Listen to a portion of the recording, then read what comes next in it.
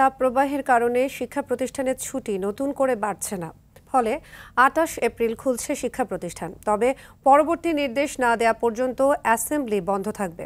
শ্রেণীকক্ষের বাইরে কোনো কার্যক্রম চলবে না। এছাড়া ঘাটতি মেটাতে ২৮ এপ্রিলের পরবর্তী শনিবারগুলোতে ক্লাস নেওয়ার সিদ্ধান্ত নিয়েছে শিক্ষা মন্ত্রণালয়।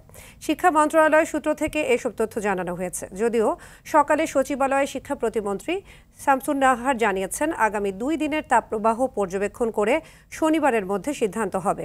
ঈদ উল ফিতর ও নববর্ষের ছুটি শেষে গত ২১ এপ্রিল শিক্ষা প্রতিষ্ঠান খোলার কথা ছিল, কিন্তু প্রচণ্ড গরমের কারণে ছুটি ১ সপ্তাহ বাড়ানো হয়। সেই অনুযায়ী আমরা সিদ্ধান্ত নিব যে দেখি কালকে কত তাপমাত্রা তো একদম স্থির থাকে না, ওঠানামা করে। চিন্তা তো সবারই আছে, আমারও আছে, আপনারও আছে, গার্জেনদের আছে, ছেলেমেয়ের বাবা মার ছেলেমেয়েরাও চিন্তা করছে। এটা থাকবেই, কিন্তু আমাদের দেশের আবহাওয়া সম্বন্ধে তো বুঝতে হবে আমরা কিভাবে করতে পারি। এটা তো যদি সবার মধ্যেই থাকবে, এটা কোনো কেউ না।